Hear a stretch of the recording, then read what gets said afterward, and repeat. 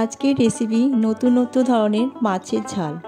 এটা আমি তৈরি করছি ঝিঙে, খয়রা মাছ, পেঁয়াজ আর একটা টমেটো দিয়ে তৈরি করছি হালকা পাতলা মাছের ঝাল। ভিডিওটি পুরোটা দেখার জন্য অনুরোধ থাকলো। আমার এই ছোট্ট চ্যানেলটিতে এজেড ব্লগসের সকল বন্ধুকে জানাই অনেক অনেক স্বাগত ও ভালোবাসা। তাহলে আমি পুরোটা ভিডিও দেখার জন্য অনুরোধ থাকলো, তৈরি করে দেখিয়ে দিচ্ছি। প্রথমে আমি মাছগুলোকে ভালোভাবে হালকা করে বেশ কড়া করেই ভেজে নিচ্ছি। মাছগুলো আমি ভালো করে ভেজে নিচ্ছি। প্রত্যেকটা মাছ, অনেকগুলোই মাছ ছিল, তাই সব মাছগুলো আমি না দেখিয়ে একবার যেটা ভাজলাম সেটাই আমি দেখিয়ে দিয়েছি। এই মাছগুলো ভেজে আমি একটা অন্য পাত্রের মধ্যে তুলে রাখছি। ওই কড়াইয়ের মধ্যে দিয়ে দিয়েছি তেল, আর তেলের মধ্যে দিয়ে দিলাম পেঁয়াজটা একটু সরু সরু করে কাটবে।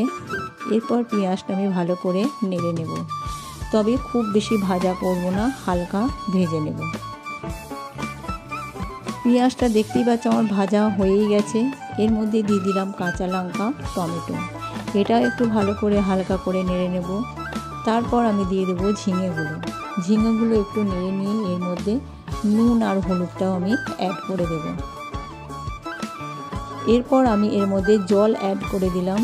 জলটা দিয়ে একটু ফুটিয়ে নেব। তারপর দিয়ে দিলাম সর্ষে বাটা। দেখছো তো কত তাড়াতাড়ি হয়ে যাচ্ছে, ভীষণ তাড়াতাড়ি হয়ে যায়। আলুর কোনো ব্যাপার নেই যে সেদ্ধ হবে, আর ঝিঙে প্রচণ্ড তাড়াতাড়ি করে সেদ্ধ হয়ে যায়। দিয়ে দিলাম সর্ষে বাটা দিয়ে আমি জলটা খালি দিলাম, খোসাগুলো একবারই দিয়ে নিই। এরপর আমি একটুখানি চাপা দিয়ে রেখে দেবো। ঝিঙে যেহেতু তাড়াতাড়ি করে নরম হয়ে যায়, 5 মিনিট পর ফিরে এলাম, দেখছি যে ঝিঙে একবারে সেদ্ধ হয়ে গেছে। দিয়ে দিলাম ভাজা মাছগুলো দিয়ে ভালো করে আমি এটা বেশ উল্টে পাল্টে নাড়াচাড়া করে নিলাম। তোমরা তোমাদের প্রয়োজন মতন যে যেমন পারবে তেমন করে নামাবে। আমি তবে একটু শুকনো করেই এটাকে নামিয়ে নিয়েছি।